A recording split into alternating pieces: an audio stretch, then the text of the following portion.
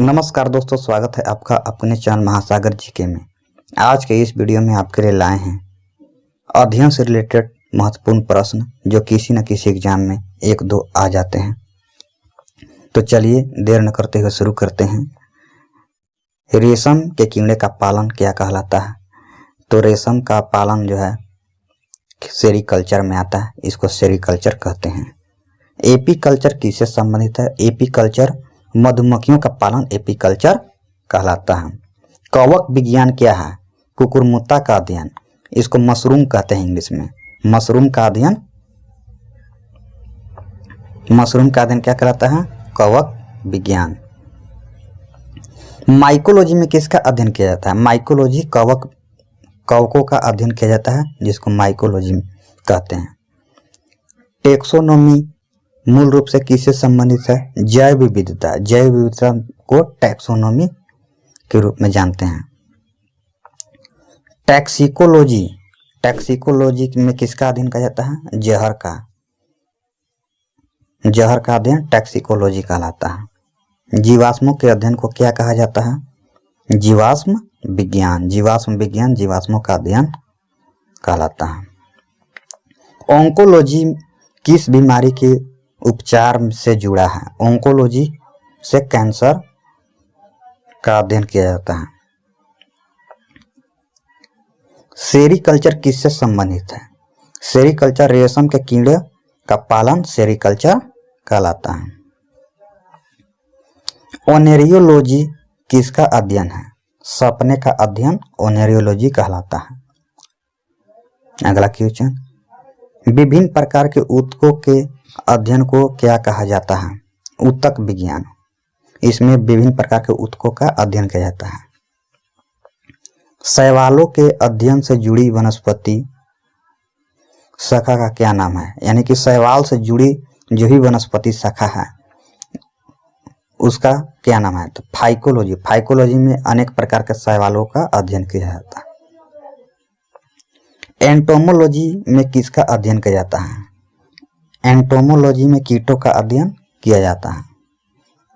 पारिस्थितिकी विज्ञान इकोलॉजी का संबंध किससे है? तो शरीर संरचना और वातावरण से संबंधित है।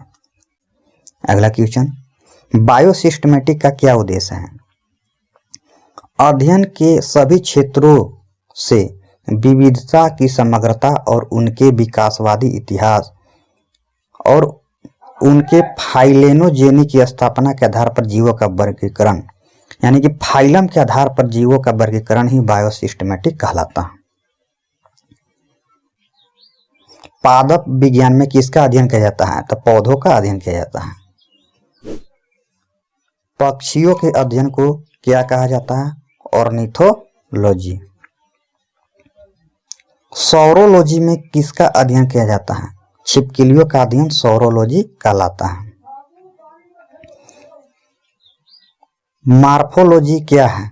मार्फोलॉजी जीव की आकृति, उनके संरचना, विशिष्ट संरचनात्मक गुणों का अध्ययन मॉर्फोलॉजी कहलाता है। जीवों के वर्गीकरण से संबंधित जीव विज्ञान की शाखा को क्या कहते हैं? वर्गीकरण विज्ञान। यानी कि इसमें वर्गीकरण से संबंधित अध्ययन किया जाता है।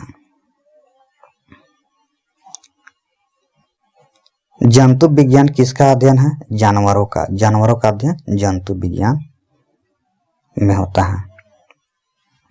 निम्नलिखित में से कौन सा मकड़ियों का अध्ययन है? मकड़ियों का अध्ययन आर्कनोलॉजी में होता है। निम्नलिखित में से किस में मनुष्य का अध्ययन होता है? मनुष्यों का अध्ययन क्या कहलाता है? एंथ्रोपोलॉजी।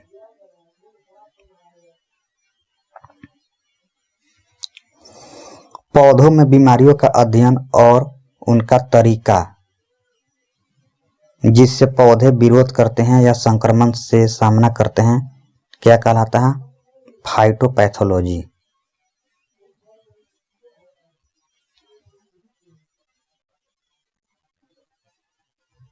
जीवित चीजों पर मृदा के प्रभाव का अध्ययन मृदा विज्ञान के किस शाखा के अंतर्गत किया जाता है?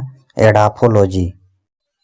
अगला क्वेश्चन, प्राचीन विज्ञान के जानवरों, पौधों एवं अन्य जीवों के संरक्षित अवशेषों, चिन्हों के अध्ययन का विज्ञान क्या कहलाता है? जीवाश्म विज्ञान, पैलियोंटोलॉजी। विज्ञान की एक शाखा जो जीवन या पृथ्वी से परे मौजूद जीवन की संभावनाओं से संबंधित है, उसको क्या कहते हैं? एक्सोबायोलॉजी। यानी कि पृथ्वी से बाहर जितने भी जीवन हैं उनका अध्ययन करना एक्सोबायोलॉजी कहलाता है, उसके संभावनाओं का तलाश करना।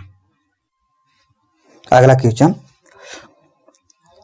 तत्वों और मानव जैसी प्रजातियां जैसे कि बंदर, वानर, वनमानुष आदि के व्यवहार का अध्ययन क्या कहलाता है? प्राइमेटोलॉजी। निम्नलिखित में से चिकित्सा विज्ञान की कौन सी प्रशाखा यकृत के उपचार और अध्ययन से संबंधित है? यानी कि यकृत का अध्ययन और उसका उपचार हेपेटोलॉजी कहलाता है। जंतु विज्ञान की किस शाखा का मानव जाति के समाज शास्त्र के अध्ययन से गहरा संबंध है? एंथ्रोपोलॉजी। एंथ्रोपोलॉजी में जंतु विज्ञान की मानव विज्ञान की समाज शास्त्र से गहरा संबंध है। निषेचन, विकास, विभाजन, विविधता के अध्ययन को किस नाम से जाना जाता है? भ्रूण विज्ञान। भ्रूण विज्ञान में निषेचन, विकास, विभाजन और विविधता का अध्ययन होता है। अगला क्वेश्चन, निम्नलिखित में से शरीर विज्ञान चिकित्सा कि वह कौन सी शाखा है जो पुरुष के विभिन्न रोगों एवं स्थितियों से संबंधित है? एंड्रोलॉजी। अगला क्वेश्चन, लिखित दस्तावेज है जो एक मानव विज्ञानी संस्कृति का चित्रण दर्शाते अनुसंधान से तैयार करता है। एथनोग्राफी एक लिखित दस्तावेज है जो एक मानव विज्ञानी संस्कृति का चित्रण दर्शाते अनुसंधान से तैयार करता है।